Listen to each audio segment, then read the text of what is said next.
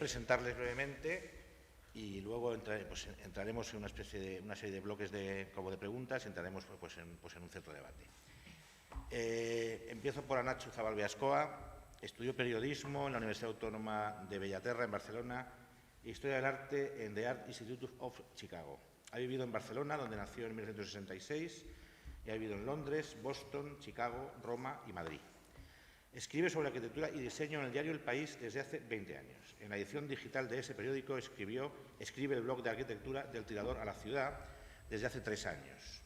Autora de más de una docena de libros sobre arquitectura, como el New Spanish Architecture, editada por Riccioli, Vidas construidas, editado por Gustavo Gili, Las casas del siglo, por Gustavo Gili, Minimalismos, por Gustavo Gili, o Todo sobre la casa, también por Gustavo Gili, son algunos de sus títulos. Ha sido jurado de numerosos premios, entre otros el Nacional de Fotografía, el Nacional de Diseño, la Medalla de Oro de la Arquitectura, la Bienal de Arquitectura Española, el Premio Ciudad de Barcelona, los Premios FAT o los Premios Villa de Madrid. Ha actuado como comisaria de muestras sobre arquitectura, Minimalismos en la Sofía de Madrid o Bilbao Project en la Alhóndiga de Bilbao, y de exposiciones sobre fotografía, como Máscara y Espejo en el MACBA o Joan Fontcuberta, el artista y la fotografía en el Museo Español de Arte Contemporáneo.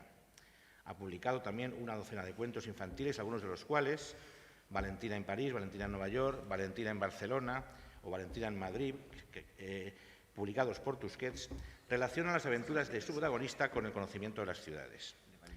Profesora invitada en el Máster de Diseño de Interiores de la Escuela Elisava, adscrita a la Universidad Pompeu Fabra, ha impartido clases en el Grinnell College de Iowa y en la Universidad Europea de Madrid. Seguimos con Jacques Moix. Es periodista cultural. Durante cerca de 20 años fue responsable de la información cultural de La Vanguardia, diario barcelonés en el que ahora ejerce como subdirector, editorialista, columnista y crítico de arquitectura. Entre sus libros se cuentan, por ejemplo, La ciudad de los arquitectos, Arquitectura milagrosa y Queríamos un Calatrava, que es de recientísima edición. Todos ellos publicados por Anagrama. Y por último, aquí a mi izquierda está Juan José López de la Cruz, arquitecto, profesor de la Escuela de Arquitectura de la Universidad de Sevilla desde 2004. En 2001 funda, junto a María González, el Grupo Sol 89, un estudio donde intenta conciliar docencia, investigación y profesión. Su trabajo profesional ha sido difundido por publicaciones especializadas en América, Europa y Asia y ha recibido múltiples reconocimientos como la medalla de plata del premio Fassa Bortolo en Italia, el primer premio Wienerberger en Austria, la medalla de plata del premio Fritz Hoger en Alemania, el Gran Prix Europeo de Arquitectura Philippe Gautier en Bélgica y el primer premio Enor de Arquitectura Joven Española. Es finalista de la Bienal Española de Arquitectura en el 2014 y nominado al Premio Europeo Mies van der Rohe en el 15. Y elegido para formar parte del pabellón español en la 15 Bienal de Venecia en el 2016, ganador del León de Oro.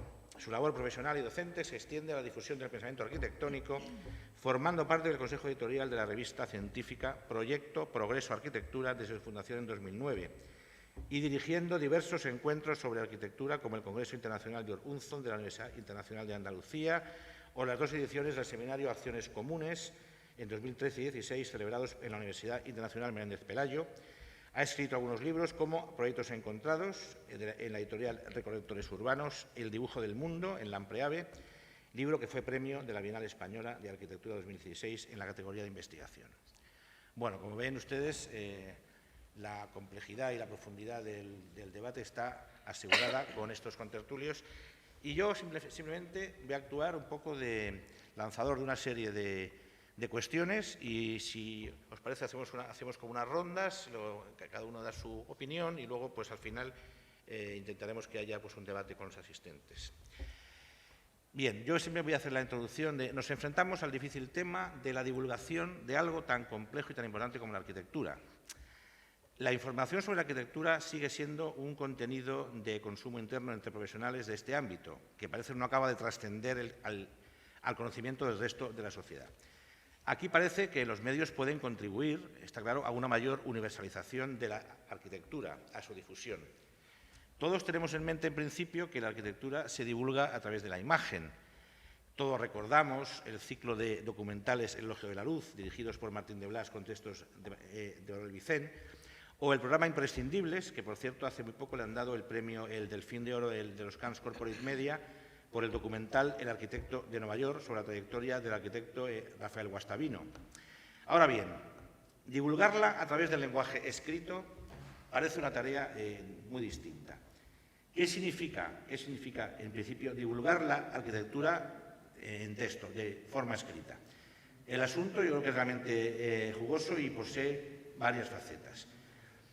Habría 4 ideas en principio, sobre las cuales vamos a hacer un bloque de preguntas, y ya lanzo la primera ráfaga para que los contertulios puedan decirnos. A ver, ¿quién está capacitado para divulgar la arquitectura? ¿Se requeriría alguna formación especial?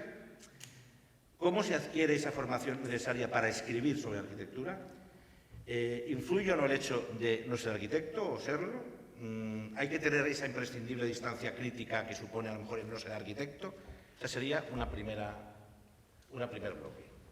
En el orden que queráis, podéis ir interviniendo y decís. Gracias a ustedes por haber venido, porque ya nos han estado comentando que la oferta es amplia, y gracias por habernos elegido. Pero en cualquier caso, el hecho de que sean ustedes pues casi tantos o casi tan pocos como nosotros ya contesta, para empezar, a lo que estabas planteando. De alguna manera, ¿no? Es algo que suscita un interés, vamos a decir, diplomáticamente relativo, ¿no? En cualquier caso, y la escritura específica o divulgativa sobre la arquitectura.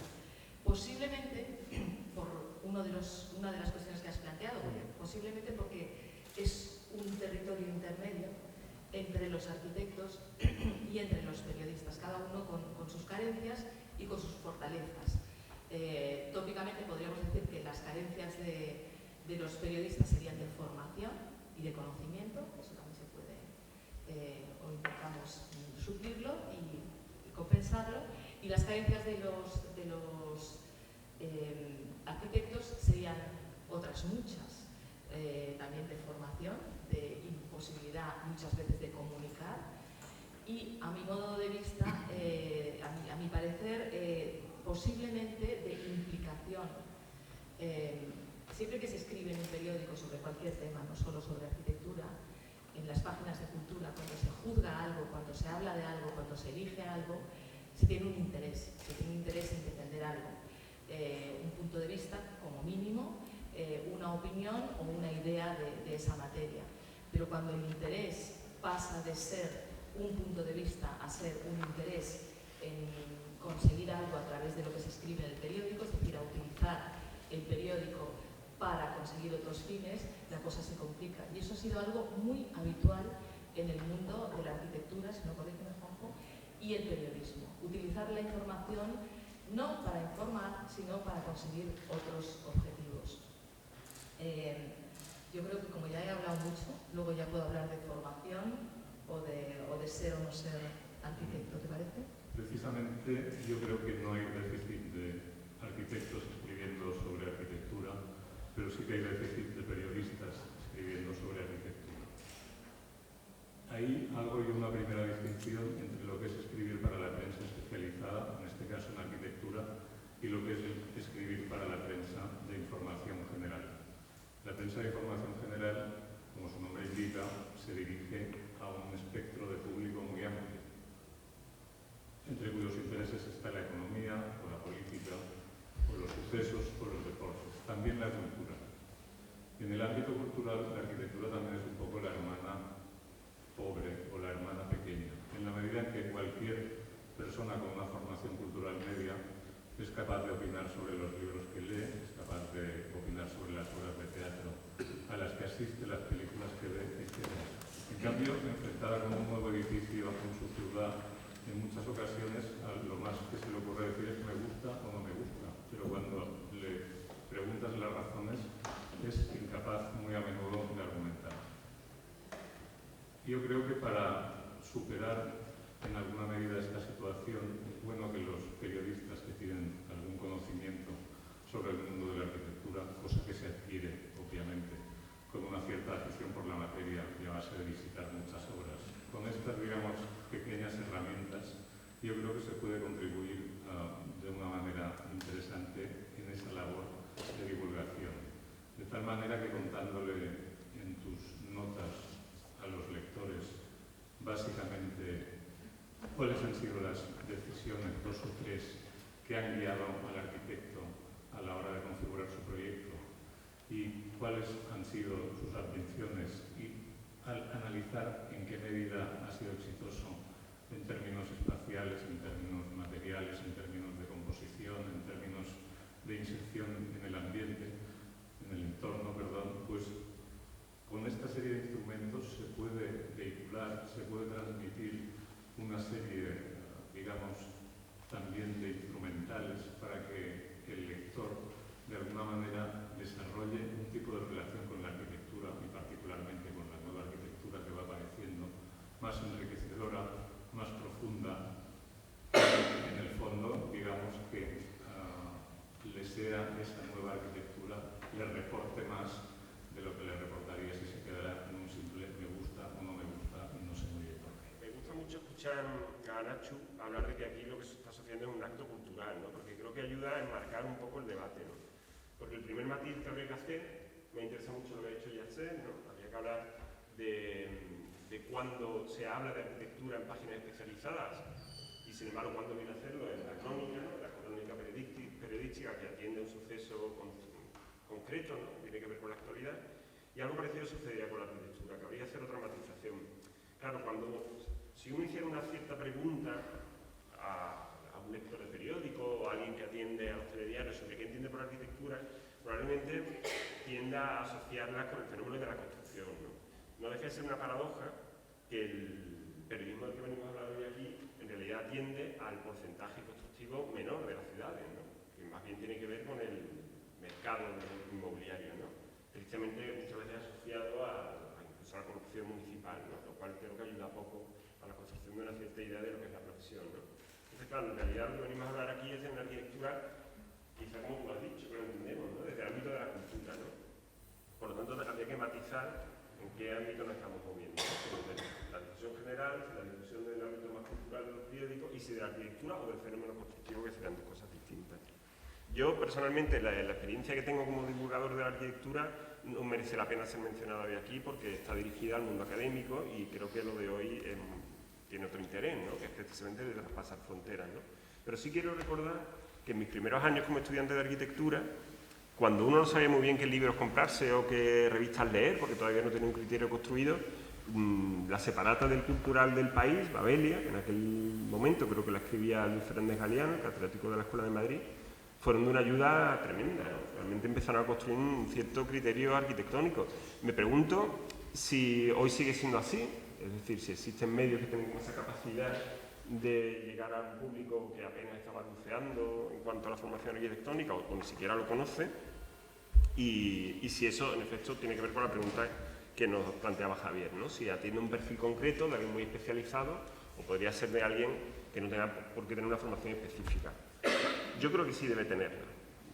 Voy a poner las cartas sobre la mesa y esto que a lo mejor tiene una cierta, no sé, como ilusión provocativa para que se anime el debate. Creo que la arquitectura es muy compleja, que atañe a muchísimos agentes, no solo arquitectos, por supuesto, no solo agentes económicos, también, por supuesto, a los habitantes de la arquitectura. Creo también que suele estar asociada a tiempos muy dilatados y que además incumbe a muchas instituciones. Es un proceso tan complejo que creo que aquel que la narre debe tener un cierto conocimiento de esta situación, como digo, nada sencilla de explicar, ¿no? Si no es así, se pueden dar casos paradójicos, ¿no? Yo recordaréis todos en realidad, una noticia aquecida hace unos meses, aquella que tiene que ver con la reconstrucción de la torre del castillo medieval de Matrera en Cádiz, en Villafranca en concreto, que fue muy curioso porque hubo como un gran revuelo, porque fue una reconstrucción polémica de un vestigio patrimonial, y rápidamente fue abordado por muchos medios, muchos de ellos de pequeñas redacciones que no tienen personal específico, una formación específica en arquitectura, hablo de periódicos locales de la provincia de Cádiz, que rápidamente, azuzados por ciertas instituciones ligadas a la conservación del patrimonio, con una cierta mirada un tanto excesivamente conservadora, poco más que dijeron que había sido un atentado contra el patrimonio, ¿no? Una cosa muy llamativa porque los titulares eran realmente como taxativos, ¿no? Se han destrozado el patrimonio de Matrera. Pero pocas semanas después, esta intervención ganó un premio internacional. Y los titulares cambiaron inmediatamente. Premio internacional para una obra en Cádiz, ¿no? Con todo lo que suponía esto de apelar al orgullo local o de una cierta nación gaditana, ¿no? Claro, en realidad ni las asociaciones que estaban detrás de aquella denuncia tenían tanta importancia, no voy a citar quién era, pero era una asociación que en verdad no se sabe muy bien de dónde había salido, ni el premio que recibió poco después tenía tampoco tanta repercusión. Era un premio de un blog, de una página web que no tenía tradición tampoco en los premios, ¿no? Era un premio que podía haber conseguido, pero tampoco tenía especial repercusión, ¿no? Y que además reparten muchísimos premios. Claro, entonces, esa especie como de cambio de registro tan radical sí que me alertaba, porque en el fondo recuerdo haber tenido conversaciones con gente cercana de mi entorno, que no son arquitectos, que están un tanto como sorprendidos, ¿no? Y dicen, bueno, pero entonces esto es bueno, esto es malo. Y en realidad los argumentos que podían ayudar a dilucidar si la intervención merecía la pena nunca estaban presentes en esos artículos que, insisto, estaban escritos probablemente desde redacciones donde no había un personal, o no había periodistas, o había una firma con una capacidad específica. Por eso digo que yo sí creo que la arquitectura, en cuanto a que es un medio complejo y un acto, desde luego, íntimamente ligado a la cultura, necesita de personal, de plumas, de firmas que sí que estén formadas, no me cabe duda. Bueno, yo hice, como has dicho antes, periodismo y historia del arte, más que nada porque me veía como coja, me veía sin cuerpo de conocimiento, digamos, ¿no? Para empezar a mirar el mundo.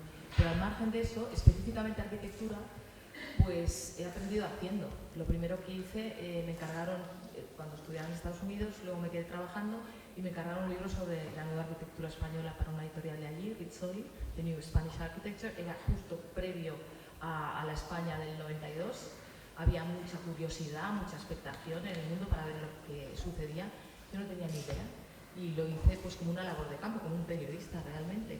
O sea, fui de estudio en estudio, era pre-Google, también esto es importante porque es una manera distinta de investigar, y lo hice como hoy en día no me podría permitir hacerlo, ¿no? De estudio en estudio, quien yo creía que podía aportar, y encima con una frescura de una persona joven que puedes ir a ver a alguien que te enseñe los últimos proyectos y decirle, vale, adiós, ¿no? Que me pasó con bastantes arquitectos acostumbrados a que si les molestas, pues tenga un fruto. Vengo a decir que he tenido la suerte de poder ir formándome poco a poco. Empecé en el país en el año 94 haciendo entrevistas, y entrevistas pues al final aprendes también, ¿no? Y he tenido la suerte de que me ha tocado opinar y me ha tocado decidir contenidos pues hace relativamente poco, desde el año 2007 me parece que fue, precisamente porque Fernández Galiano, que es cierto que llevaba una página impecable desde mi punto de vista, por lo menos para mí, en Babelia,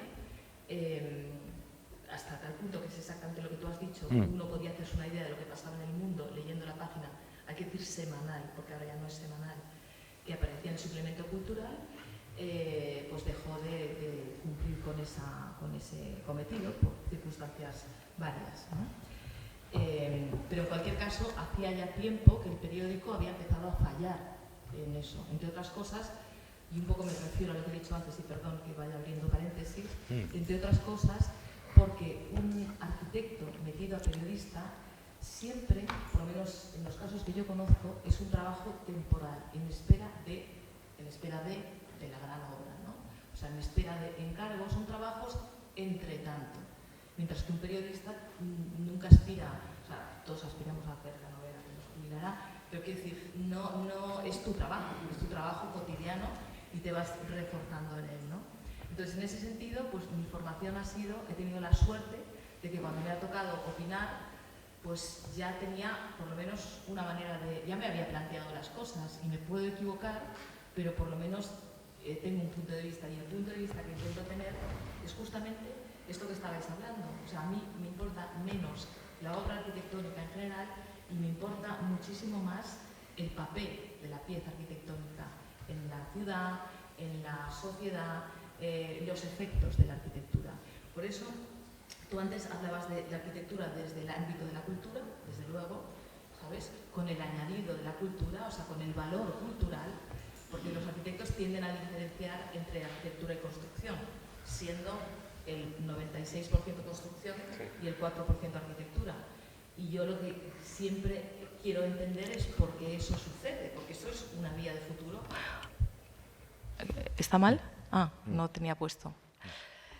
¿No me han oído? escucha, digo yo. Sí, se oía. Sí. Bueno, pues eso es una vía de futuro fabulosa. Ahora que hay tantos problemas, pues tener por hacer el 94% de tu profesión, ojalá lo tuviéramos los periodistas, ¿no? No sé si con eso te contesto. Sí, claro. Espera que voy a rebatir. Sí, perdón. No, obviamente, cuanto mayor sea la formación, académica o no, mejor. Pero yo me veo en la obligación de reivindicar el papel que puede, o el servicio que puede rendir el periodismo a la arquitectura. Una queja histórica que ya hemos enunciado o introducido en la intervención anterior es esa dificultad de comunicación de la disciplina al conjunto de la sociedad. Bueno, periodísticamente es relativamente sencillo darle la vuelta a ese fenómeno de no comunicación. Lo que ocurre es que para tal cosa lo que hay que hacer es aplicar a la arquitectura las leyes del periodismo como si fuera cualquier otra materia. Y las leyes del periodismo, a mí hay una definición de periodismo o de la función del periodismo que dice un periodista inglés, David Randall, que dice que la función del periodismo consiste en descubrir información novedosa sobre cuestiones de interés general y transmitirla al lector con la máxima rapidez, precisión, de modo fidedigno y equilibrado. ¿Qué tenemos que hacer? ¿En qué medida el periodismo puede servir como una herramienta para convertir la arquitectura en una información de interés general, cosa que no se ha producido habitualmente, o al menos yo oigo quejas reiteradamente sobre este particular? En mi caso particular, la experiencia me dice que el periodismo puede rendir un servicio a la arquitectura. Yo la primera cosa que publiqué fue en el año 85 y la publiqué, aunque era un tema de arquitectura, era el primero que publicaba sobre arquitectura, la publiqué con criterios periodísticos, porque lo que pasaba me parecía que era noticia. Y lo que pasaba era ni más ni menos que el Ayuntamiento de Barcelona había invitado a Richard Mayer, el arquitecto norteamericano, a visitar 3 solares distintos en Barcelona. En uno se iba a construir un museo, en otro una torre de viviendas y en otro una de oficinas, y decirle que eligiera el que quisiera y que construyera el de los 3 lo que quisiera. Me pareció noticia, porque eso no suele ocurrir, que una administración se ponga en manos de un arquitecto y que le diga haz lo que quieras. Esa noticia la publicamos en La Vanguardia, la publicamos en la primera página incluso, porque era un hecho noticioso en términos periodísticos. Y esta pulsión o este interés periodístico es el que guió mi carrera hasta la fecha presente. Quiere decir que no todas las semanas había una noticia de este orden, pero sí que empezaron a venir arquitectos de fama por Barcelona en vísperas de los Juegos Olímpicos y no perdí ocasión para entrevistar a ninguno de ellos. Y con el paso de los años descubrí que había otro formato informativo interesante, que era el formato libresco, es decir, en libros, no publicar una entrevista, no publicar una noticia. Siempre hablo de medios o de prensa o editoriales que van dirigidos a un público general. Y ahí lo que descubrí es que, del mismo modo que el día que publiqué lo de Richard Mayer, publiqué un hecho que era relevante, pero que de algún modo se agotaba en sí mismo, al escribir libros, aun perdiendo el factor novedoso de algo que sucedió en el día de ayer, lo que tienes es la oportunidad de juntar una serie de fenómenos que juntos configuran un poco el espíritu de la época o lo que está ocurriendo en aquella época. Con un símil un poco cursi, yo digo que en los periódicos las noticias de ayer para mañana o de hoy para mañana son como una ola, tú estás pintando una ola, pero cuando escribes un libro puedes pintar el mar de alguna manera, estás contando el conjunto, no estás contando el último hecho. Posteriormente, desde hace 10 años, también escribo reseñas críticas. Ya es una cosa distinta, es otro género. Sigue siendo un género periodístico, pero ya no es informativo, es opinativo.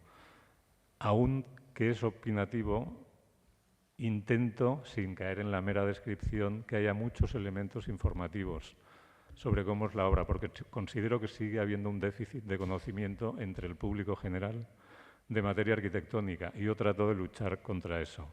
Y sobre esa base, digamos, muy informativo, elemento añado algunos elementos valorativos, porque como Anachu, pues llevo 30 años tratando con el gremio, visitando edificios. ¿Por qué no escribí nada yo sobre la restauración de ese castillo, afortunada o no? Porque no lo visité. Y si no se me ocurría nunca escribir sobre un edificio, si no lo he visitado previamente y si no he hablado con las personas que lo han, en este caso, reformado. Porque donde yo no llego, quiero entender que mi experiencia táctil, espacial, llega un poco más.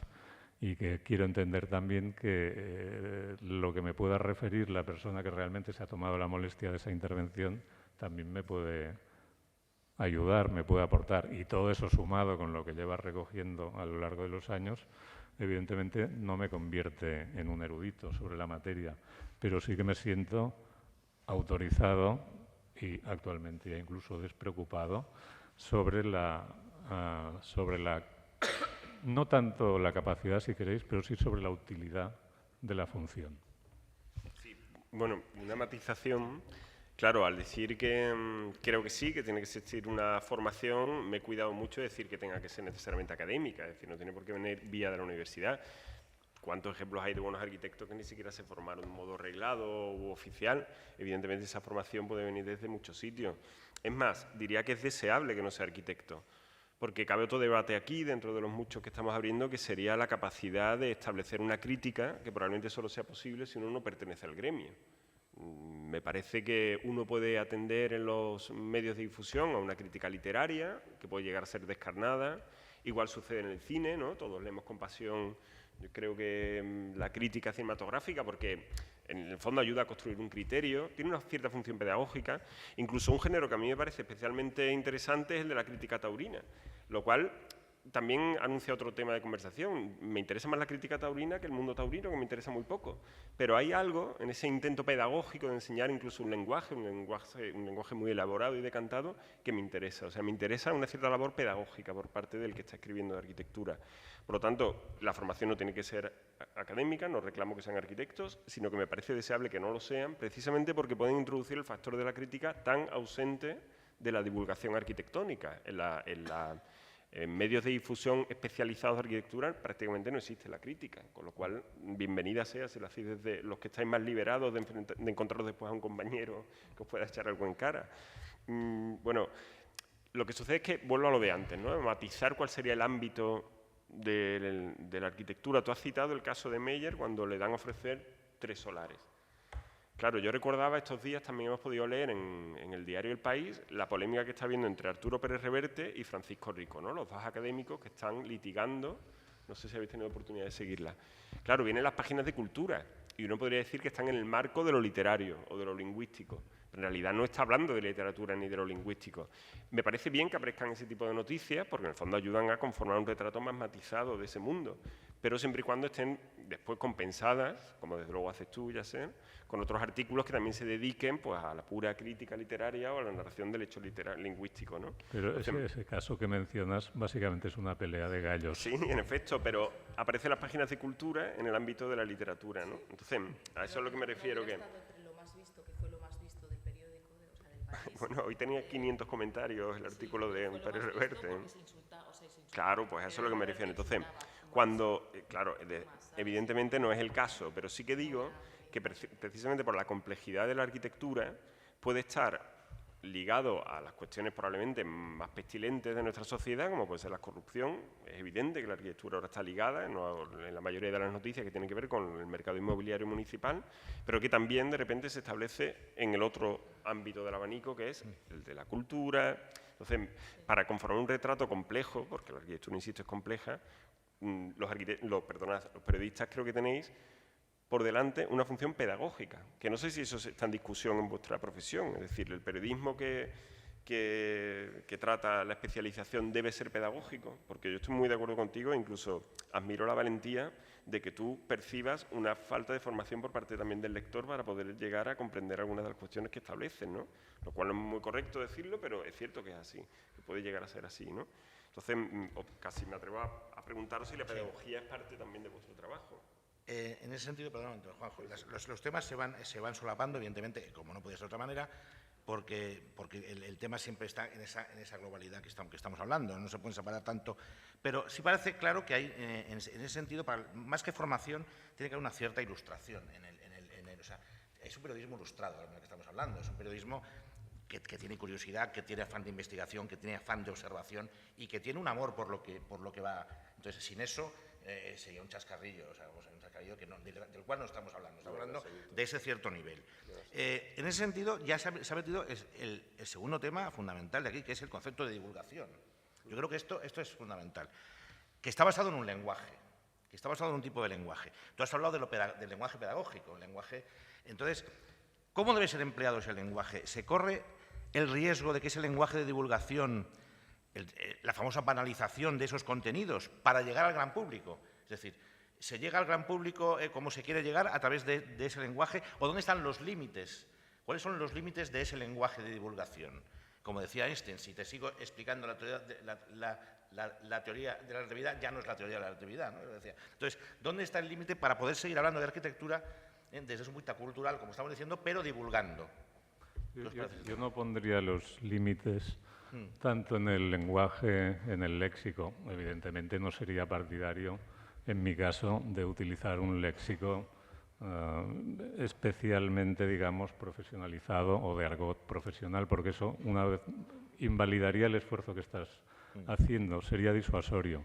Yo donde creo que hay que poner los límites, hasta donde sea posible, en los textos un poco más críticos, es en el criterio de selección. Tú sabes que tienes, en mi caso suelo publicar una nota cada 15 días. Yo no puedo desaprovechar esa oportunidad. Y entonces el criterio de selección del lenguaje para mí no es un problema, porque entiendo que tiene que ser un lenguaje transparente y que no cree ninguna reserva en el lector, que no le produzca la menor dificultad para seguirlo, aun a riesgo de rebajar en algún aspecto algún elemento de precisión, no me importa. Yo donde pongo los límites es en lo que elijo. Intento elegir cosas que creo que tienen interés y que es interesante que sean divulgadas. Esa es la preocupación para mí. Es más, algunas semanas, si considero que no he tenido ocasión de viajar o que lo que tengo es un relleno, es que me lo puedo comer. Prefiero no publicarlo.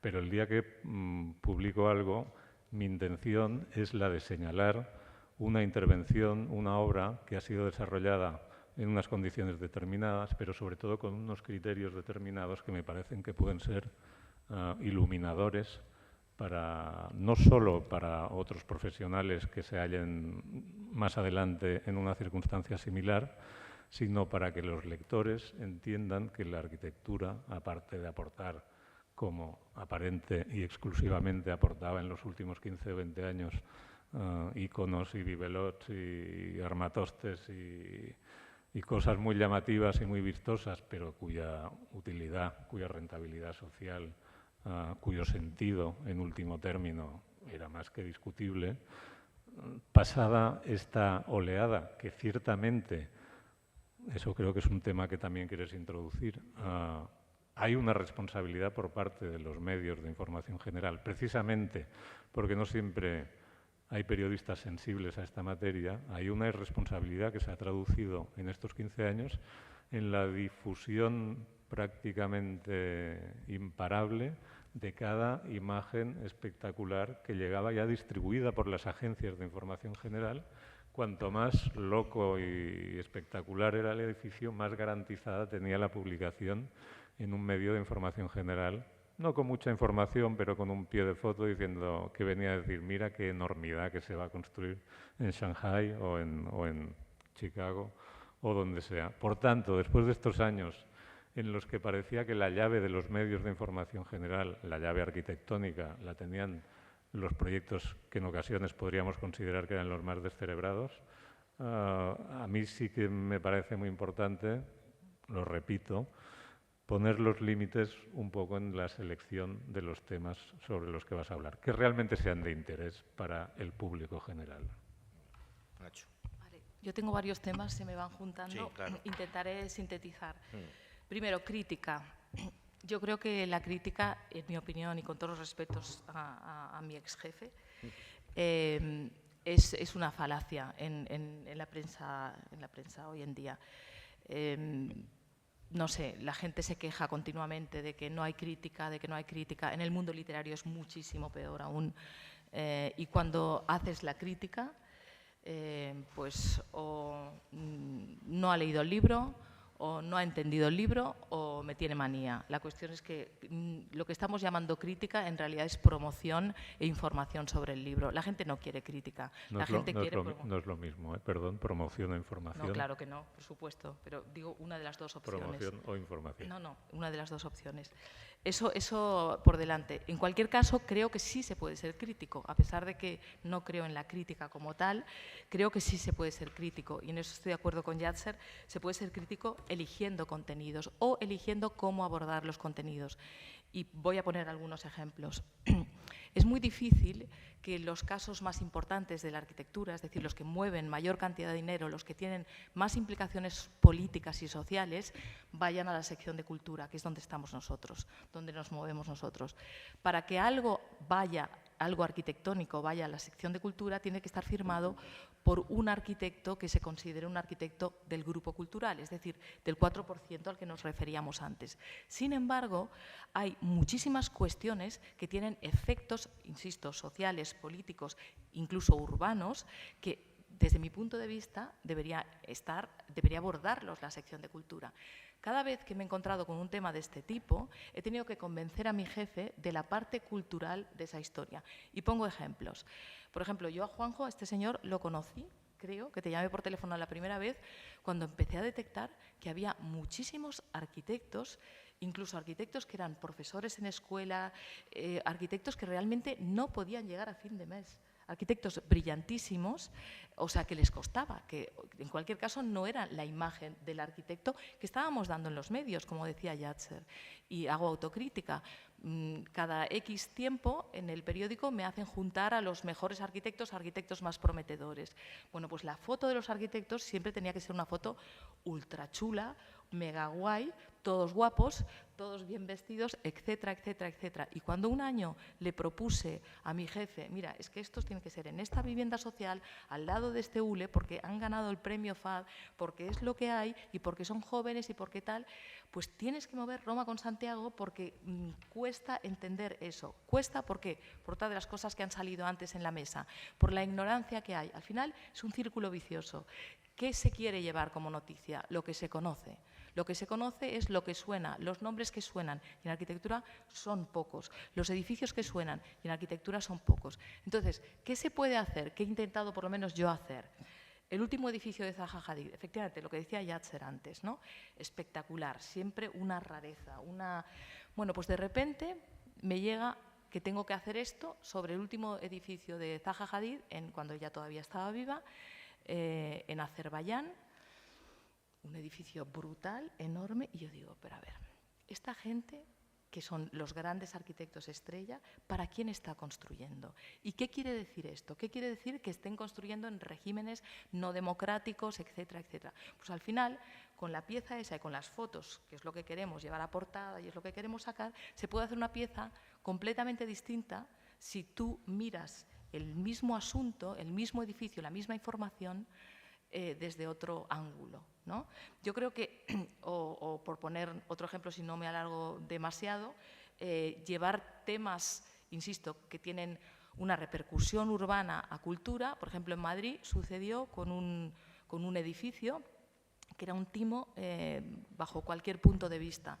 En la alcaldesa anterior, Ana Botella, había decidido conceder, porque tenían mayoría absoluta en el ayuntamiento, entonces podían hacer lo que quisieran, un edificio al lado de CaixaForum, en el Paseo del Prado de Madrid, súper bien ubicado, en que el metro cuadrado se alquila por X cantidad, a un señor, Emilio Ambas, que en su momento, hace muchos años, fue comisario de diseño en el MoMA, un arquitecto argentino.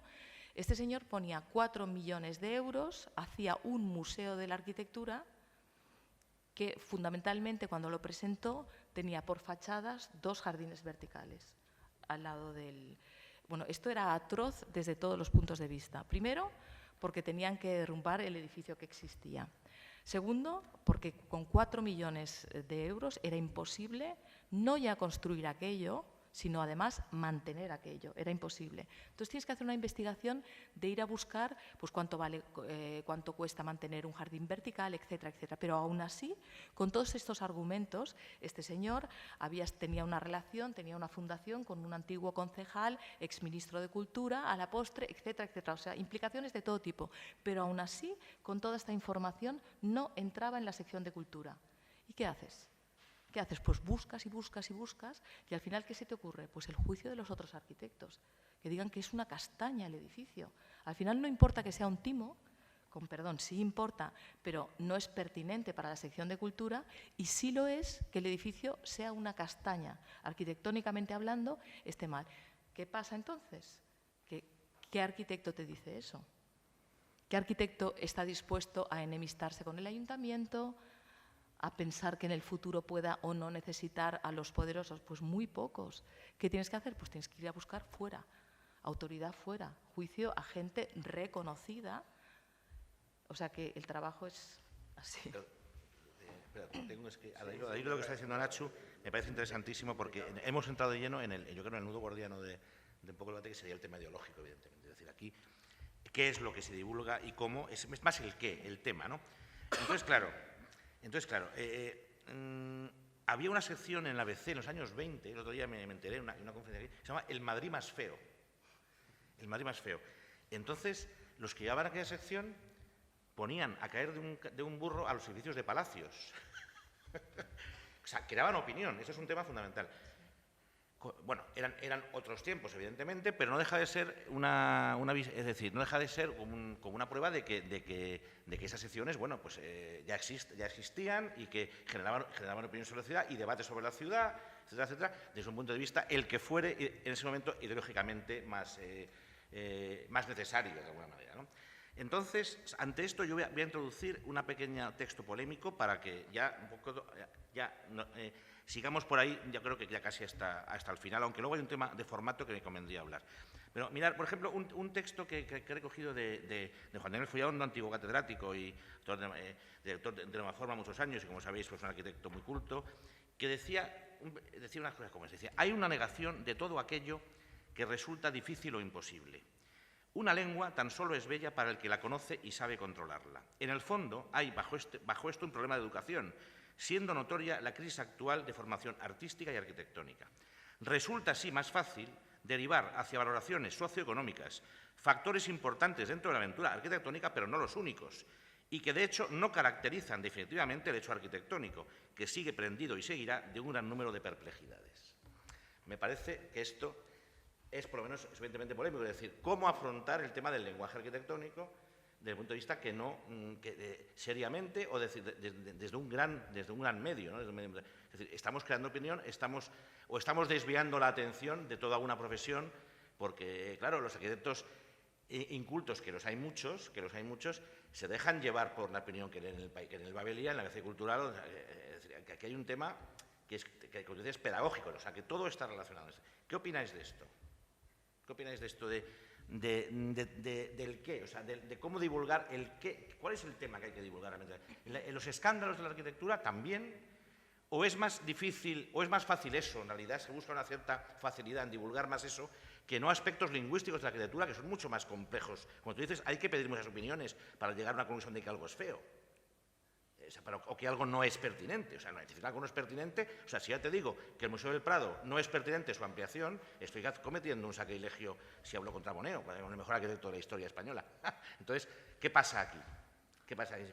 Y también me parece oportunista hablar únicamente de los aspectos últimamente de habitabilidad y todo eso, porque también estás evitando otro debate. Quiero decirte, lo que se está diciendo a la vez está evitando otra cosa. No hay sí, eso siempre, pero no hay estrategias de ese tipo también en los medios. Pero a mí, si me dejas decir una cosa, en este aspecto el periodismo también es de cierta ayuda. Es decir, uno puede guiarse por unos criterios personales que en última instancia pueden convertirse incluso en arbitrarios. Es decir, pues me da por esto y me da por lo otro y ya está. Pero no podemos olvidarnos, periodistas, arquitectos, panaderos o carpinteros, de que formamos parte de una sociedad y de un tiempo. Y esa sociedad y ese tiempo tiene sus demandas específicas. que vienen determinadas, pues ahora por la conciencia medioambiental, por la crisis económica, en otros países pues porque les sobran los recursos, como pueden ser en los Emiratos Árabes, etcétera. Y en función, eso ya constituye una guía, un elemento interesante. Tú tienes que hablar de los temas que están en el candelero, de los temas de debate, de los temas que pueden contribuir a que mañana sea algo mejor que ayer y bastante mejor que anteayer. Y en ese sentido, insisto, eso te da una pauta de actuación. Tú tienes que, en este caso, desde un punto de vista arquitectónico, identificar cuáles son los desafíos y valorar cuáles son los profesionales que a ti te parece que dan mejores respuestas a esos desafíos. Ya es un criterio. Sí, sin duda, Yasser, pero también seremos, creo que un tanto inocentes si no admitimos que los medios decidís los debates también. No solamente los recogéis, no solamente estáis como con los poros abiertos a ver qué es lo que está en el ambiente y los lanzáis a los medios, sino que también los generáis, ¿no? A mí me resulta curioso que probablemente es cierto que de las 4 disciplinas que se van a tratar en este encuentro, la arquitectura es la que parece encontrar más dificultades para soslayar sus propios límites, y sin embargo hace relativamente poco el bosón de Higgs estaba en todas las casas y en todos los desayunos, ¿no? Habrá algo más complejo que el bosón de Higgs y sin embargo los medios fueron capaces de transportar eso al interés de la gente. Es decir, tienen mucha capacidad, desde luego, para recoger lo que está en el aire, no me cabe ninguna duda, pero también para dirigir los debates. Y lo digo en el buen sentido, precisamente de nuevo recurriendo, apelando, mejor dicho, a vuestra posible función pedagógica. Claro, lo que dice Javier es capital, es esto que hablamos antes, ¿no? La capacidad que tiene, o ese retrato multifacetado que requiere la arquitectura. Hombre, sucede que en esta mesa probablemente estén 2 de las personas que más atienden a todas esas facetas, que os movéis con soltura entre los ámbitos más sociales o de impacto político y económico más contundentes de la arquitectura y también los culturales. Pero es verdad que no siempre es así, sobre todo cuando, insisto, cuando se trata la arquitectura desde periodistas o firmas no especializadas, que suelen atender más pues, al titular, al escándalo o a subrayar nuevamente pues, la figura del arquitecto como una especie de no sé, autor omnipoderoso que puede con todo y que impone, ¿no? Así que, bueno, de acuerdo con que recogéis temas, pero que también los incitáis. Yo creo que eso es así, matizaría eso, ¿no? No sería mi intención particular, ¿eh? A mí siempre me ha parecido que el periodismo consiste básicamente en poner un espejo ante la sociedad, poner en el espejo de frente, ponerlo por debajo, ponerle por arriba, por los lados. Eso sí, intentar reflejar lo que está dispuesto a exhibirse y desde luego también aquello que no se quiere mostrar. No sabes el trabajo que da esto, ya como para luego intentar inventarse una realidad alternativa o paralela. Respecto al tema de la crítica, que antes ha salido, aquí voy a ser crítico yo, no con los críticos, sino con los arquitectos.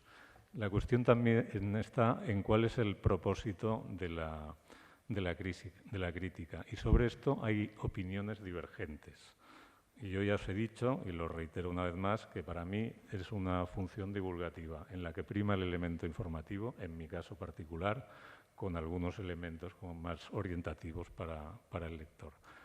Pero para el 90% de los arquitectos que conozco o que son amigos míos, en el crítico no quieren un divulgador. En el crítico quieren una madre, un padre, un guía espiritual, alguien que les anticipe el futuro, que les diga que ellos están en primera línea y que les cuente además dónde tienen que estar dentro de 25 años para seguir estando en primera línea. Eso es lo que piden la mayoría de los arquitectos a la crítica.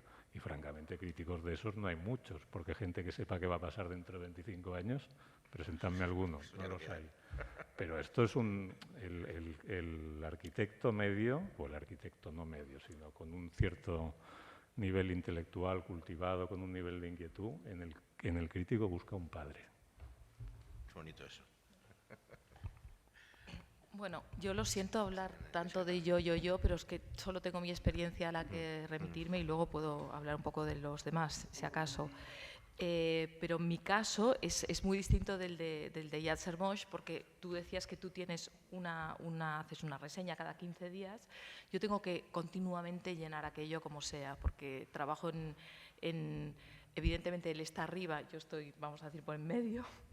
Pero entonces tengo que alimentar muchos frentes, ¿no? Porque trabajo no solo en la sección de cultura, trabajo para El País Semanal, trabajo para prácticamente cualquier sección donde pueda entrar la arquitectura, y desde hace 6 años, no 3, me encargaron hacer un blog, que es más trabajo, o sea, más exposición. Y entonces una de las cosas que decidí en esa ambición divulgadora de la que estáis hablando, que yo resumiría simplemente en que que se entienda lo que quieres decir y, por supuesto, que quieras decir algo, que a veces no se trata tanto de cómo está hecho o de lenguaje técnico, sino simplemente qué aporta este edificio, porque lo has elegido para hablar y no otro, ¿no? Que suma a la ciudad, que tiene una técnica constructiva más económica, lo que sea.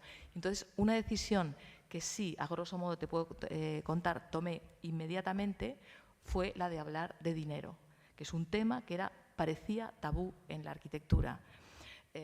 Al principio, cuando empecé a informar sobre arquitectura, a mí me sorprendía que los presupuestos siempre se multiplicaban y lo encontraban como algo habitual, como algo, bueno, parte del asunto. Entonces, lo que hago es siempre, cada vez que hablo de algún edificio en concreto, de alguna intervención, lo que sea, por mínimo que sea, poner el coste por metro cuadrado. Y lo hago, además, añadiendo según el arquitecto, porque alguna vez me he metido en algún lío. Por como lo dicen, ¿no? Pues entonces citas a la fuente y así por lo menos, porque claro, no le puedo hacer jurarlo en arameo, no sé.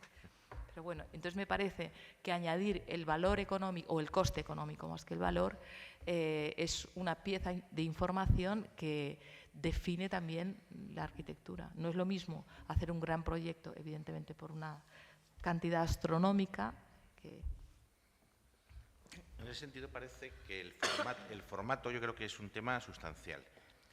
En el sentido de que vivimos en una época en la que el concepto de texto se ha desplazado. Ya lo decía Roland Barthes, es decir, el texto ya no está en la estantería, el texto ya no está donde estaba tradicionalmente y además ha cambiado de sitio y se ha adelgazado. Es decir, todos sabemos la fragmentación incluso física de los formatos al pequeño formato es lo que puede tener un cierto éxito, porque o al menos leemos así porque estamos en el mundo digital o como estamos en el mundo digital leemos así. ¿No? El caso es que el formato es fundamental, en el sentido del blog entra con toda su fuerza, esos pequeños flashes conceptuales, sintéticos, que son divulgación, pero por el tamaño, por su capacidad de llegar, yo creo que en ese sentido es fundamental. ¿Todo termina en el libro? Sería la otra gran pregunta. Incluso los que os dedicáis más a esos pequeños formatos diarios, ¿no? Al final, como decías tú, se recopila en el mar del libro, en el océano del libro. El libro entonces es a lo mejor el último escalafón, el último reto del periodismo especializado, hacer el libro, o nos conformamos con sacar minúsculas gotas de texto, ¿no? Este es un tema, yo creo que es... ahora los blogs. No, fíjate, eso es un fenómeno. Claro. ¿Querías decir algo? Casi todos los blogueros arquitectos terminan haciendo un libro. Pero seguramente porque pues, piensan que su escritura merece pasar a un libro. A mí ni se me pasaría por la cabeza hacer un libro con lo que saco en el blog. Tus libros no tienen nada que ver con No tienen nada que ver, en absoluto, en absoluto. Es una cosa como más fresca, más personal, lo que te permite un blog. Pues a veces es una idea, a veces es un edificio, a veces es un libro, puede ser cualquier cosa, ¿no? ¿Puede llegar a sustituir, esa es la gran pregunta, a la teoría arquitectónica, si es que esa palabra hoy día se puede emplear, todo este tema, lo sustituye realmente? Porque, primero, no hay teóricos arquitectónicos, hay otro tema también para hablar, pero ¿por qué no los hay? Es decir, esto es una pescadilla, se ha sustituido la teoría arquitectónica, teoría crítica no, teoría de verdad, o sea, leerme un libro sobre arquitectura, ¿no? Con todo este fenómeno. Yo creo que no tiene nada que ver, Al periodista yo no le pediría que hiciera teoría arquitectónica, no es su cometido, vamos, te lo tengo clarísimo esto. Escribir un libro, que vuelve a ser en mi caso un libro periodístico, no tiene una ambición teórica. Lo que ocurre es que no se está limitando a informar sobre un puente o sobre una reforma de un castillo o algo así. Intenta describir una época, un fenómeno que se prolonga a lo largo del tiempo y que acaba definiendo una época. Y eso, por la misma naturaleza del fenómeno, claro, tú puedes contar la creación del mundo en 2 palabras, Big Bang, pero no te enteras de nada, francamente. Si quieres contar los procesos, los tiempos con con un cierto detalle, con un cierto matiz, sencillamente necesitas un formato más extenso. Pero en mi caso se trata otra vez de periodismo. Y ya he hecho antes la distinción que en el periodismo hay distintos géneros. Unos son de información y otros son de opinión. Para los profanos todo esto quizás suene a música celestial y no se valore con el detalle que merece, pero es muy distinta la actitud del periodista que escribe si está informando o si está opinando. Es más, una norma básica del periodismo es que los hechos son sagrados y la opinión es libre. Eso ya te da dos campos de actuación totalmente distintos. Por tanto, yo no asociaría necesariamente el formato libro al formato teórico. Evidentemente puede haber libros teóricos, pero hay libros que hablan de arquitectura desde una óptica estrictamente periodística. Con el mismo intención que puede ser una nota corta informativa, acercar la disciplina a los no especialistas y ayudarles a valorarla, porque como decía Ada Louise Huxtable, que fue la pionera del gremio informador y sobre todo del gremio crítico arquitectónico en Estados Unidos, es una persona que murió hace un año o dos, es decir, no hace tanto tiempo. Decía, la arquitectura transforma nuestro mundo y es importante entender cómo y por qué, si aspiramos a ser los beneficiarios y no las víctimas del proceso. A mí me parece una frase luminosa esta para entender por qué, al menos yo, y supongo que a Nacho también, nos dedicamos a esto, ¿no? Es que es muy importante la arquitectura. Ahora no es, en fin, es inescapable la arquitectura. Tú te puedes pasar la vida sin poner los pies en un teatro, no pasará nada. Pero tú vives en la arquitectura y rodeado por la arquitectura toda tu vida. Me sorprende y me pasma cómo el común de las personas mínimamente cultivadas no tienen los mínimos conocimientos sobre eso. Insisto, puedes vivir sin ir a ver una exposición en toda tu vida. Serás un poco más asno, pero no pasa nada. Eso no es un elemento del que no te puedes escapar en toda la vida. En cambio, la arquitectura está ahí y puede obrar en tu favor o en tu perjuicio. Y es imprescindible, no ya como arquitecto, no ya como periodista arquitectónico, como simple ciudadano, tener unos mínimos elementos para valorarla, para juzgarla y para decidir si te está ayudando o si te está fastidiando. Sí, bueno, de nuevo, coincidiendo plenamente con lo que dice, de nuevo creo que los arquitectos tenemos un reto en explicar mejor nuestro trabajo y hacerlo de un modo mucho más directo, no cabe duda. Yo creo que eso está ya más que asumido. También vuelvo a casi imploraros esa labor pedagógica que ayude a que la arquitectura no se entienda solamente como un puro hecho funcional y económico, sino que también como algo que atañe profundamente a la cultura.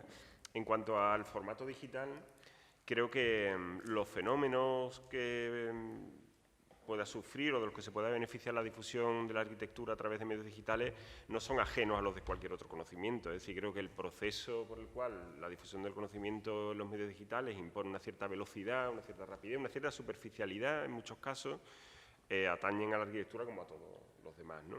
Creo que el tema de la teoría de la arquitectura es previo a la aparición de la difusión digital. Creo que en el momento en que la cultura se fragmenta, deja de haber grandes tratadistas primero y después grandes libros de arquitectura y simplemente hay como más focos que fragmentan el conocimiento. En el mundo digital hay algunos blogs más que reseñables, hay también muchos blogs que son un puro amateurismo, ¿no? Más bien casi un asunto de consuelo personal, de que si nadie le escucha, pues monta un blog, ¿no? Y participa, como digo, del mal, de las bondades, pero también de los males de la difusión digital, aquello de lo profuso, lo difuso y lo confuso, ¿no? Que ya Octavio Paz casi premonitoriamente habló de cuando se trata de la cultura contemporánea, ¿no? Yo creo que lo que Roland Barthes dijo funciona como análisis, pero no es a lo que yo aspiraría. Yo sigo pensando que el gran reto sería recuperar una cierta lentitud y hondura, por lo menos en la transmisión de ciertos conocimientos, que son los de la arquitectura y también son los de otras muchas disciplinas. La escritura del libro es necesaria, sobre todo atendiendo a esa cuestión de la complejidad que no ha parado de salir en la mesa, ¿no? Entonces, tiene que haber gente con capacidad, con formación, insisto, no académica necesariamente, pero sí con una formación profunda para poder hacer cosas lentas y hondas. Y los blogs pues aparecerán como un complemento, que serán como pildorazos, a veces con muy buen tino y otras veces pues probablemente con poco calado, ¿no? Que al día de mañana nos habremos olvidado de ellos, ¿no? hacemos, si os parece, una ronda con el asistente. Venga. No, genial. Genial. Yo le quería preguntar a ustedes si creen que la arquitectura está, al igual que la ciencia, más o menos considerada por lo medio como, o la considera como una sección menor, como una sección más alta de que no tiene tanta capacitación como otras secciones.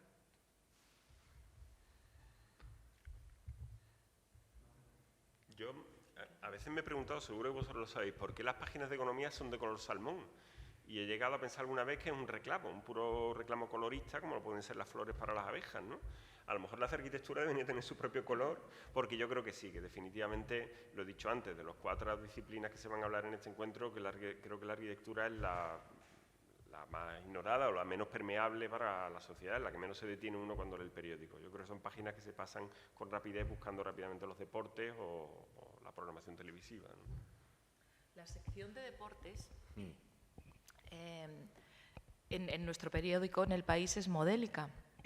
Tanto es así que hace unos años, me parece que 2006, no me acuerdo bien, 2007 tal vez, el redactor jefe de deportes pasó a ser, con gran escándalo, redactor jefe de cultura, porque un buen periodista, en principio, debería ser capaz de afrontar cualquier situación. En los periódicos, los corresponsales, por lo menos en mi periódico, duran poco, porque se considera, y tú dirías, claro, ¿cómo duran poco si cuando ya tienen hechos los contactos, cuando ya dominan aquello, es cuando se tienen que ir? Pues porque para mantenerse frescos, ¿no? ¿Y por qué es modélica la sección de deportes? Y por eso pasó el redactor jefe a intentar hacerse con cultura, que no lo consiguió. No por falta de conocimiento ni por falta de ganas, sino por intereses diversos. Es modélica porque, fijaos, os estaba hablando antes de la crítica, ¿no? De que no creo en la crítica. En cambio, en un partido de fútbol, que hayamos visto todos y que cada uno de nosotros seamos de un equipo, de lo que sea, y tengamos nuestra opinión, puede llegar el redactor de deportes y decir que Messi jugó bien o mal, explicar por qué, sabemos el resultado y leemos la crónica.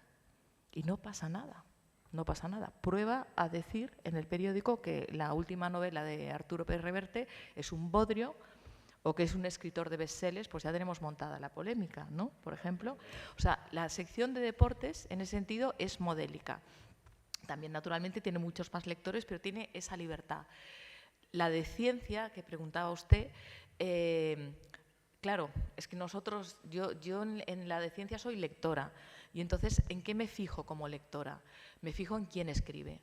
Yo a veces hay un momento que ya no me fijo en los titulares, me fijo en quién firma la noticia, porque sé lo que voy a obtener.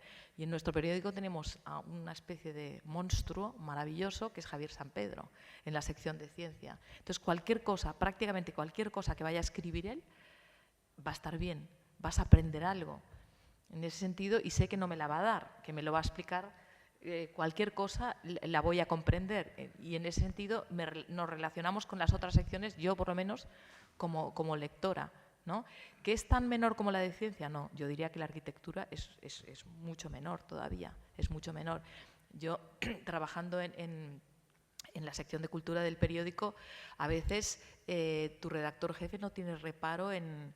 Le parece hasta gracioso confundir a dos arquitectos que no tienen nada que ver, cosa que no pasaría nunca entre dos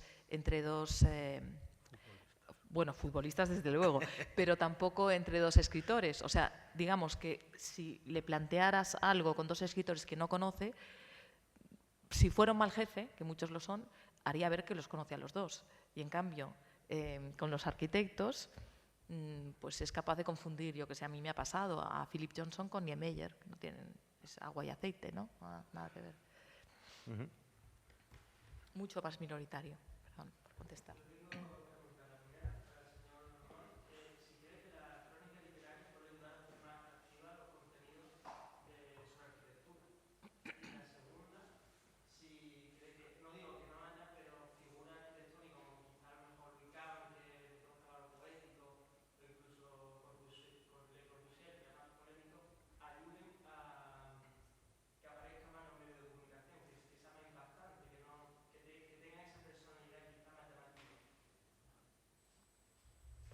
Empezando por la segunda,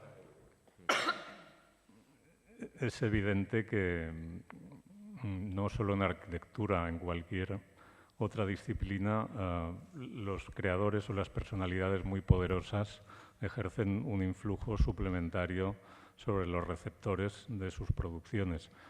Lo curioso es que, aunque para algún observador avezado es difícil confundirse, de primeras es verdad que tanto algunos proveedores de iconos de interés muy relativo u otras figuras destacadísimas como Kant o Le Corbusier o como Charun u otros profesionales, esos con toda legitimidad y con un arsenal poético, racional y, en fin, en el que se cruzan distintas virtudes, también logran ese impacto sobre el común de los mortales de un modo mucho más legítimo. Y es bueno saber que se puede fomentar el interés por la disciplina también por ahí, por ese lado, ¿por qué no? Sobre todo si realmente recoge o encierra una serie de virtudes indiscutibles y no apela exclusivamente al impacto visual inmediato o primerizo, detrás del cual no hay mucha cosa y en ocasiones mejor que no hubiera mucho, porque lo que acaba viendo tampoco es de gran interés o puede incluso desmentir ese primer impacto logrado pues, a base de pura imagen y del puro elemento llamativo. La primera pregunta era si la escritura periodística o crónica literaria, refiriéndose como la escritura sobre arquitectura. Sí, el tipo de estilo que no sea tan informativo. No puedo responderle porque nunca me ha dado el ramalazo lírico cuando escribía sobre temas de arquitectura. Como decía Nacho, lo importante es la transparencia, el conseguir transmitir los conocimientos, puesto que estamos hablando de una disciplina en la que se da déficit de transmisión y de interés por ella, y todo lo que obre en favor de eso me puede parecer en este caso más pragmático, sin duda, e incluso más inteligente, quizá, que tirarse por el lado poético del asunto, que podrá darle un cierto aire al productor de esa escritura. Hoy se irá muy satisfecho a casa, habrá enseñado las plumas, pero no queremos ver sus plumas ahí. Queremos ver lo que nos está contando. También es posible que alguien que esté particularmente dotado sea capaz de escribir mejor que los otros y con la misma claridad. Esto probablemente es así, ¿no? En cualquier caso, siempre sabemos que cuando el propósito de salida es hacer una obra de arte, hay algunas posibilidades de que no salga, porque aquí volveríamos a lo de la complejidad. Hay que atender a muchas cosas y no puedes quedarte en el envoltorio, en la epidermis del asunto, o no debes considerarlo como prioritario. Yo creo que estás al servicio de otra ambición, al menos prioritariamente. A mí me gustaría decir una cosa sobre esta pregunta de Le Corbusier y Louis Kahn. Como les he contado antes que hace nuestro periódico con los corresponsales en el extranjero, una de las cosas que te planteas cuando llevas muchos años escribiendo para un medio es cómo mantener la frescura, porque yo creo que eso es clave, ¿no? Para ti mismo, aunque sea, ¿no? Para ir informando. Entonces, yo siempre he intentado mirar esta disciplina desde el punto de vista, les he dicho ya 4 o 5 veces, del usuario, de la sociedad, de los efectos, demás. Y una de las cosas que me fascinaba era que nunca se explicaba el contexto, y por el contexto quiero decir el contexto biográfico de la arquitectura. Uno de los libros que hicimos hablaba de las vidas de los arquitectos, vidas construidas se llamaba. En aquel momento, también pre-Google, cuando publicamos este libro, que es un libro, la verdad, la mar de entretenido, porque te explica mucho de dónde salen las cosas, a mí se me pasaba por la cabeza que en cualquier otra disciplina seguramente sería imposible y irracional explicar lo que hizo, no sé, Marie Curie, por ejemplo, sin explicar que murió por las radiaciones de su investigación, ¿no? Lo mismo en el ámbito literario, sería prácticamente imposible estudiar la obra de Cervantes sin saber nada, cero, de la vida de Cervantes. Y esto sucedía en la arquitectura. Sucedía y además eras ampliamente criticada bueno, lo que queráis, cotilla, payasa, lo que te dé la gana, ¿no? Que a mí no me importa si Philip Johnson llevaba el pijama y tal. Efectivamente, lo del pijama posiblemente sea anecdótico, pero seguramente es bastante revelador saber que Philip Johnson era el responsable del Departamento de Arquitectura del MoMA, para entender qué hace un hombre que es un epígono, en realidad, en la historia de la arquitectura. O sea, al final van cuadrando las piezas y mucha de la información que hace cuadrar las piezas está en la biografía de todas estas personas. En el caso de que ha contado, por ejemplo, yo siempre explico que Louis Kahn fue el primer arquitecto que vivió en un piso de protección social. El primer arquitecto hasta donde yo sé. Yo creo que eso es imposible que no marque la manera de ver el mundo y la manera de entender la arquitectura. Kahn no fue el arquitecto tan alabado por los arquitectos hasta una segunda reencarnación de su propia vida personal, después de haber hecho muchísima vivienda social, y cuando ya fue un hombre maduro, que tras vivir en Roma, pues dejó fluir todo aquello. A lo mejor esa arquitectura tan madura, tan fuera del tiempo, necesitaba toda esa madurez. ¿Cómo entender ese camino sin conocer la vida? Y lo mismo Le Corbusier. Le Corbusier era un tipo, el primer estilista, un tipo que ponía las zapatillas y tal para fotografiar sus viviendas, ¿no? Además de un genio, un Picasso de la arquitectura, digamos, ¿no? Estas cosas, hablando de divulgación, tan recurrentes que utilizamos para... Pero bueno, resumiendo, que me parece fundamental lo que llamo contexto biográfico, y es un poco, pues, ponerle cara y ojos, humanizar a los autores de las obras. Un matiz muy breve. Le Corbusier hubiera sido un invitado fantástico para esta mesa redonda, porque realmente es el hombre moderno que define de alguna manera la relación de la profesión con los medios, ¿no? Y él entiende perfectamente que su voluntad casi mesiánica de crear una nueva arquitectura necesitaba los medios de comunicación para poder llegar a cada esquina del mundo, ¿no? Yo creo que fue Émile Zola aquel que dijo que la diferencia entre un publicista y un periodista es que al primero se le sabe quién le paga, ¿no? Eso lo entendió Le Corbusier y utilizó a los periodistas también como publicidad. Bueno, eso tiene interés, pero desde luego yo creo que está muy alejado de la realidad de hoy por hoy de la profesión, al menos española, en fin, de los arquitectos que podamos salir en los medios hoy día, ¿no? Lo de Le Corbusier fue un caso extremo. Lo de Kahn también. No deja de ser curioso que la obra realmente respetada y admirada de Kahn no tiene nada que ver con la vivienda social, ¿no? Sin duda tendría que ver en sus fueros internos, pero no en su reflejo último, ¿no? Y eso me hace pensar también sobre lo que tú dices de hablar de la razón poética de la arquitectura. Una razón poética que puede tener interés en la medida en que no tiene por qué significar hablar de la forma de la arquitectura, sino más bien de cómo se pergeñan las ideas, ¿no? Porque sí, y esto lo podré defender quizá en otro foro, pero lo haré con intensidad, que cuando hablamos de ideas, o sea, del fundamento creativo de la arquitectura, cuando no hay forma todavía, la arquitectura es homologable, equiparable a la literatura, al cine, a la escultura o a cualquier disciplina creativa. Después llegará la forma, los presupuestos y otras muchas cosas. Lo único que sucede es que es verdad que yo creo que es mejor que de eso no se hable mucho. Primero porque los arquitectos escriben muy mal, entonces, en general, con salvadas excepciones, pero yo creo que en general es así. Por lo tanto, mejor que no lo hagamos nosotros, seguro.